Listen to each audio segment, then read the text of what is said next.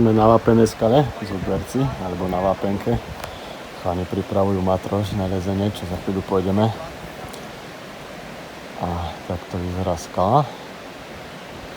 Tu v prístrežku vnútri je aj tabuľa s popisom ciest, názvy a náročnosť. Prístrešok vyzerá tak. Vnútri je stôl, sedačky, čo je paráda. A vonku vlastne to je striežka, je rebrík. A vlastne keď vidíte po rebríku, tak je tu miesto na bývak, kebyže tu chcete prespať a na druhý deň znova liesť. Skala vyzerá tak. Prostredie je fajnové. A ešte ďalšie super výhody tohto koľa je, že tu hneď v blízkosti tu je potok.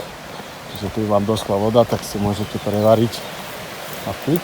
A ešte pri prístrežku vlastne tu v tých miestach sa nachádza ohnisko, tak si tu môžete aj navariť, takže paráda.